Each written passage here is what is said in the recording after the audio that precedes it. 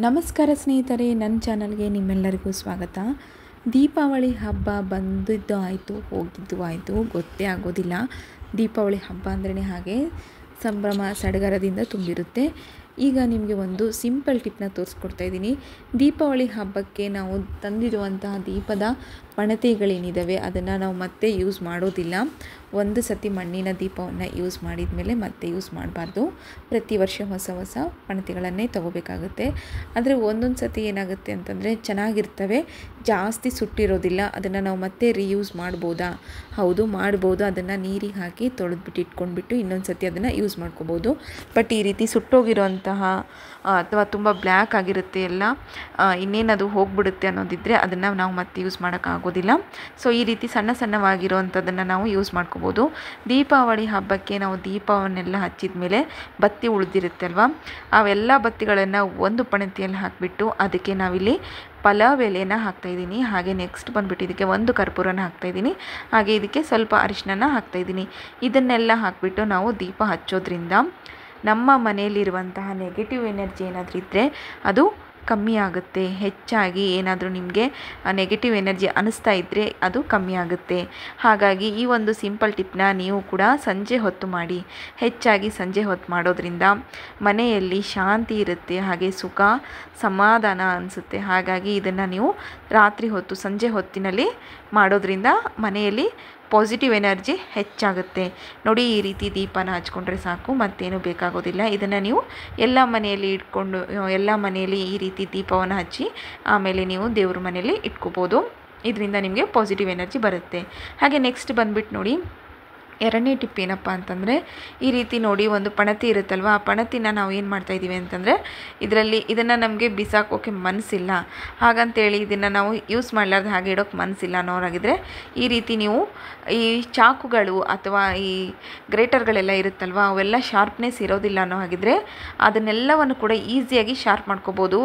ಇದು ತುಂಬ ಅಂದರೆ ತುಂಬ ಗಟ್ಟಿಯಾಗಿರುತ್ತೆ. ಹಾಗಾಗಿ ಇದ್ರ ಮೇಲ್ಗಡೆ ನೀವು ಕಂಟಿನ್ಯೂ ಆಗಿ ನೀವು ಉಚಿತ ಬರೋದ್ರಿಂದ ನಿಮ್ಮ ಚಾಕುಗಳೇನಿದ್ದಾವೆ, ನೈಫ್ಗಳೇನಿದ್ದಾವೆ ಅವು ಶಾರ್ಪ್ನೆಸ್ ಆಗುತ್ತೆ. ಇದನ್ನು ನೀವು ಇಳಿಗೆಗಾದರೂ ಮಾಡ್ಕೋಬೋದು, ಅಥವಾ ಚಾಕು ಆಗಿರ್ಬೋದು, ಅಥವಾ ಈ ರೀತಿ ನೋಡಿ ಗ್ರೇಟರ್ಗಳಿರ್ತಾವಲ್ಲ ಅದಕ್ಕೂ ಕೂಡ ಮಾಡ್ಕೋಬೋದು. ಅದರಿಂದ ಕೂಡ ಅಷ್ಟೇ ಈ ರೀತಿ ಮಾಡೋದ್ರಿಂದ ತುಂಬ ಅಂದರೆ ತುಂಬ ಶಾರ್ಪ್ ಆಗುತ್ತೆ. ನಿಮ್ಮ ಒಂದು ಗ್ರೇಟರ್ ಆಗಿರ್ಬೋದು, ನೈಫ್ ಆಗಿರ್ಬೋದು, ಎಲ್ಲವೂ ಕೂಡ ಶಾರ್ಪ್ ಆಗುತ್ತೆ. ಈ ಒಂದು ಸೂಪರ್ ಟಿಪ್ ನಿಮಗೆ ಇಷ್ಟ ಆದರೆ ಲೈಕ್ ಮಾಡಿ. ಹಾಗೆ ಈ ಟಿಪ್ ಇಷ್ಟ ಆಗಿದೆ ಅಂಥೇಳಿ ಕಮೆಂಟ್ ಮೂಲಕ ನನಗೆ ತಿಳಿಸಿ. ನೋಡಿದ್ರಲ್ಲ ಎಷ್ಟು ಸುಲಭವಾಗಿ ಮಾಡ್ಕೋಬೋದು ಅಂಥೇಳಿ.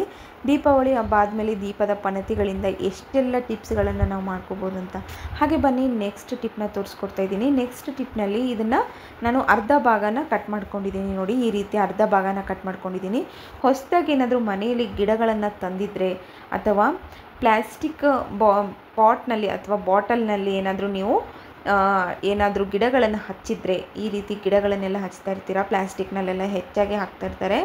ಈಗ ಮೊದಲಿನ ಹಾಗೆ ಮಣ್ಣಿನ ಇದರಲ್ಲಿ ಎಲ್ಲ ಗಿಡಗಳನ್ನು ಹಚ್ಚೋದಿಲ್ಲ, ಹೆಚ್ಚಾಗಿ ಪ್ಲ್ಯಾಸ್ಟಿಕ್ಗಳನ್ನಲ್ಲೇ ಹಚ್ಚೋದು.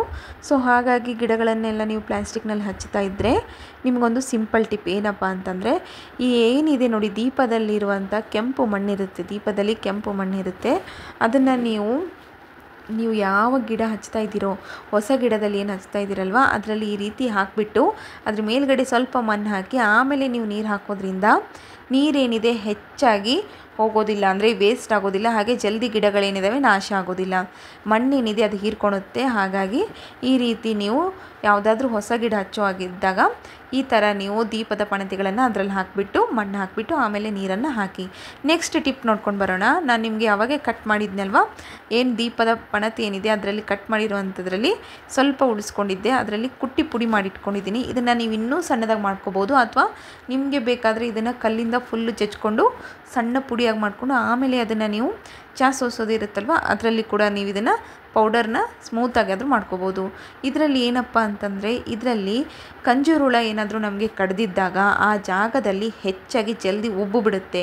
ಕೆಂಪು ಹುಳ ಅಂತ ಹೇಳ್ತೀವಲ್ವ, ಕಂಜೂರುಳ. ಸೊ ಅದೇನಾದರೂ ಕಡಿತಪ್ಪ ಅಂತಂದರೆ ಕಡಿತ ಹುಳ ಅಂತಲೂ ಹೇಳ್ತಾರೆ, ಅಥವಾ ಕಟ್ಟಿಗೆ ಹುಳ ಅಂತಲೂ ಕರೀತಾರೆ ಅದಕ್ಕೆ. ಅದೇನಾದರೂ ಕಡಿತಂದರೆ ನಮ್ಮ ಬಾಡಿಯಲ್ಲಿ ಜಲ್ದಿ ವಿಷ ಇರುತ್ತೆ, ಆ ಜಾಗ ಏನಿದೆ ಅದು ಜಲ್ದಿ ಸ್ವೆಲ್ ಆಗುತ್ತೆ. ಅಂಥ ಸಮಯದಲ್ಲಿ ಈ ರೀತಿ ನೀವು ಕೆಂಪು ಮಣ್ಣಿದ್ದರೆ ಕೆಂಪು ಮಣ್ಣು, ಇದು ದೀಪ ಮಾಡಿರುವಂಥ ಪಣತಿ ಕೂಡ ಕೆಂಪಿರೋದ್ರಿಂದ ಅದನ್ನು ಸಣ್ಣದಾಗಿ ಪುಡಿ ಮಾಡಿಬಿಟ್ಟು ಅದಕ್ಕೆ ಸ್ವಲ್ಪ ಅರಿಶಿನ ಹಚ್ಕೋಬೇಕಾಗುತ್ತೆ. ಅರಿಶಿನ ಹಚ್ಕೊಂಡ್ಬಿಟ್ಟು ಈ ರೀತಿ ನೀವು ಆ ಜಾಗ ಎಲ್ಲಿರುತ್ತೋ ಆ ಜಾಗದಲ್ಲಿ ಮಾಡ್ಕೋಬೇಕಾಗುತ್ತೆ. ಹಾಗೆ ಬನ್ನಿ ನಮ್ಮ ಲಾಸ್ಟ್ ಟಿಪ್ ಏನಂತ ತೋರಿಸ್ಕೊಡ್ತಾ ಇದ್ದೀನಿ.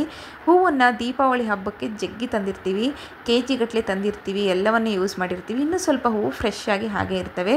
ನಮ್ಮ ಮನೆ ದೇವ್ರ ವಾರಗಳೆಲ್ಲ ಇನ್ನೂ ಒಂದು 4-5 ದಿನಗಳಿರುತ್ತೆ ಅಂದಾಗ ಈ ರೀತಿ ಹೂಗಳನ್ನು ಫ್ರೆಶ್ ಆಗಿಡೋದಕ್ಕೆ ಒಂದು ಸಿಂಪಲ್ ಟಿಪ್ನ ತೋರಿಸ್ಕೊಡ್ತಾ ಇದ್ದೀನಿ ನೋಡಿ. ಹಾಗೆ ದೀಪಾವಳಿ ಹಬ್ಬಕ್ಕೆ ಬಾಳೆ ಎಲೆನೂ ತಂದಿರ್ತೀವಲ್ವ, ಬಾಳೆ ದಿಂಡು, ಬಾಳೆ ಎಲೆ ಎಲ್ಲ ತಂದಿರ್ತೀವಿ. ಸೊ ಅದನ್ನು ಕೂಡ ಅಷ್ಟೇ ವೇಸ್ಟ್ ಅಂತ ಬಿಸಾಕೋ ಬದಲು ಈ ರೀತಿ ಸಿಂಪಲ್ಲಾಗಿ ಮಾಡ್ಕೊಳ್ಳಿ. ಒಂದು ಬಾಕ್ಸ್ನ ತೊಗೊಳ್ಳಿ, ಒಂದು ಡಬ್ಬಿನ ತೊಗೊಳ್ಳಿ, ಡಬ್ಬಿನ ಸರ್ಕಲ್ ಆ ಜಾಗ ಎಷ್ಟಿದೆ ನೋಡಿ ಅಷ್ಟು ಜಾಗನ ನಾವು ಕಟ್ ಮಾಡ್ಕೋಬೇಕಾಗುತ್ತೆ. ಈಗ ದೀಪಾವಳಿಗೆ ತಂದಿರೋದನ್ನು ನಾವು ಇನ್ನೂ 4-5 ದಿನಗಳು ಹೆಚ್ಚಾಗಿ ಇಟ್ಕೋಬೇಕು, ಫ್ರೆಶ್ ಆಗಿ ಇಟ್ಕೋಬೇಕು ಹೂವನ್ನ ಅನ್ನೋ ಹಾಗಿದ್ರೆ ಈ ಒಂದು ಸಿಂಪಲ್ ಟಿಪ್ನ ಫಾಲೋ ಮಾಡಿ. ತುಂಬ ಅಂದರೆ ತುಂಬ ಈಸಿಯಾಗಿ, ಜಾಸ್ತಿ ಸಮಯ ತಗೊಳೋದಿಲ್ಲ, ಕೇವಲ 2 ನಿಮಿಷದಲ್ಲಿ ಈ ಒಂದು ಸಿಂಪಲ್ ಟಿಪ್ ರೆಡಿ ಆಗುತ್ತೆ ನೋಡಿ. ಈ ರೀತಿ ಫಸ್ಟು ನಾನು ಇಲ್ಲಿ ಬಾಳೆ ಎಲೆ ಏನಿದೆ ಅದನ್ನು ಕಟ್ ಮಾಡ್ಕೊಂಡಿದ್ದೀನಿ. ಒಂದು ಫುಲ್ ಕಂಪ್ಲೀಟ್ ರೌಂಡ್ ಶೇಪಾಗಂತೂ ಕಟ್ ಮಾಡ್ಕೊಂಡಿಲ್ಲ, ಬಟ್ ಒಂದು ಅರ್ಧ ಭಾಗನ ಕಟ್ ಮಾಡ್ಕೊಂಡಿದ್ದೀನಿ. ಅದನ್ನು ಈಗ ಬಾಕ್ಸ್ನಲ್ಲಿ ಹಾಕ್ತಾಯಿದ್ದೀನಿ. ಇದರ ಮೇನ್ ಟಿಪ್ ಏನಪ್ಪ ಅಂತಂದರೆ ಅಕ್ಕಿನ ನೀವು ಆ ಡಬ್ಬಿಯಲ್ಲಿ ಹಾಕಿಬಿಟ್ಟು ಹೂವನ್ನ ಹಾಕೋದ್ರಿಂದ ಹೂವು ಯಾವಾಗಲೂ ಫ್ರೆಶ್ ಆಗಿರುತ್ತೆ, ಬಾಡೋದಿಲ್ಲ. ಇದು ವಾರಗಟ್ಟಲೆ ಇಟ್ಟರೂ ಕೂಡ ಬಾಡೋಕ್ಕೆ ಚಾನ್ಸೇ ಇಲ್ಲ. ಒಂದು ಸತಿ ಇದನ್ನು ಟ್ರೈ ಮಾಡಿ ನೋಡಿ, ತಿಂಗಳಾನ್ಗಟ್ಟಲೆ ಇಟ್ಟರೂ ಕೂಡ ಬಾಡೋದಿಲ್ಲ. ಈ ಒಂದು ಸಿಂಪಲ್ ಟಿಪ್ನ ನೀವು ಫಾಲೋ ಮಾಡೋದ್ರಿಂದ ಎಷ್ಟೇ ದಿನ ಇಟ್ಟರೂ ಕೂಡ ಹೂವು ಕೆಡೋದಿಲ್ಲ ನೋಡಿ. ಫಸ್ಟ್ ಬಂದುಬಿಟ್ಟು ನೋಡಿ ಈ ರೀತಿ ಫ್ರೆಶ್ ಆಗಿರೋ ಹೂವನ್ನೇ ತೊಗೋಬೇಕು. ಸ್ವಲ್ಪ ಬಾಡಿರೋ ಹೂವು ಆಗಿದ್ದರೆ ಅದನ್ನು ಪಕ್ಕದಲ್ಲಿ ಇಟ್ಕೊಂಬಿಡಿ. ನೆಕ್ಸ್ಟ್ ಬಂದುಬಿಟ್ಟು ನೋಡಿ ಒಂದು ರೌಂಡ್ ಕಂಪ್ಲೀಟ್ ಆಗಿದೆ. ನೆಕ್ಸ್ಟ್ ರೌಂಡ್ ಅಂದರೆ ಫಸ್ಟ್ ರೌಂಡ್ ಕಂಪ್ಲೀಟ್ ಆದಮೇಲೆ ಮತ್ತೆ ಸ್ವಲ್ಪ ಅಕ್ಕಿನ ಉದುರಿಸ್ಕೋಬೇಕಾಗುತ್ತೆ. ಮತ್ತೆ ಅಕ್ಕಿ ಉದುರಿಸ್ಕೊಂಡ್ಬಿಟ್ಟು ಮತ್ತೆ ಎಲ್ಲ ಹೂಗಳನ್ನು ಮತ್ತೆ ಮೇಲೆ ಮತ್ತೆ ಸ್ಟಾರ್ಟ್ ಮಾಡ್ಕೊತ ಹೋಗಿ ಈ ರೀತಿ ಹಾಕೋದ್ರಿಂದ ಫ್ರೆಶ್ ಆಗಿರುತ್ತೆ ಯಾವಾಗಲೂ. ಹಾಗೆ ಇನ್ನೊಂದೇನಪ್ಪ ಅಂತಂದರೆ ನೀವು ಹಾಕ್ತಾ ಇರುವಂಥ ಕಂಟೈನರ್ ಯಾವುದಿದೆ ಅದನ್ನು ನೋಡ್ಕೋಬೇಕು. ನೀವು ಪೇಪರ್ನಲ್ಲಿ ಹಾಕಿಡೋ ಹಾಗಿದ್ದರೆ ಪೇಪರ್ ತೇವಾಂಶ ಬಿಟ್ಬಿಟ್ಟು ಮತ್ತೆ ಒಳಗಡೆ ಇರುವಂತಹ ಹೂಗಳೇನಿದ್ದಾವೆ ಅವು ಬಾಡೋಗ್ತವೆ. ಪ್ಲಾಸ್ಟಿಕ್ ಕವರ್ನಲ್ಲಿ ಹಾಕಬೇಕಾಗಿದ್ದರೆ ಅದು ಕೂಡ ಅಷ್ಟೇ ನೀರು ಬಿಟ್ಕೊಳುತ್ತೆ. ಸೊ ಫಸ್ಟ್ ನೀವು ಹಾಕಬೇಕಾದ್ರೆ ಒಂದು ಪ್ಲಾಸ್ಟಿಕ್ ಬಾಕ್ಸ್ ಅಥವಾ ಸ್ಟೀಲಿನ ಬಾಕ್ಸ್ನೇ ತೊಗೋಬೇಕು. ಈ ರೀತಿ ಮಾಡ್ಕೊಳೋದ್ರಿಂದ ಹೂಗಳೇನಿದ್ದಾವೆ ವಾರಗಟ್ಟಲೆ ಅಥವಾ ತಿಂಗಳಗಟ್ಟಲೆ ಆದರೂ ಕೂಡ ಬಾಡೋದಿಲ್ಲ. ಈ ಒಂದು ಸಿಂಪಲ್ ಟಿಪ್ ನಿಮಗೆ ಇಷ್ಟ ಆದರೆ ನನ್ನ ಚಾನಲ್ನ ಸಬ್ಸ್ಕ್ರೈಬ್ ಆಗೋದನ್ನು ಮಾತ್ರ ಮರಿಬೇಡಿ. ಈ ವಿಡಿಯೋ ನೋಡಿದ್ದಕ್ಕೆ ಎಲ್ಲರಿಗೂ ಧನ್ಯವಾದ.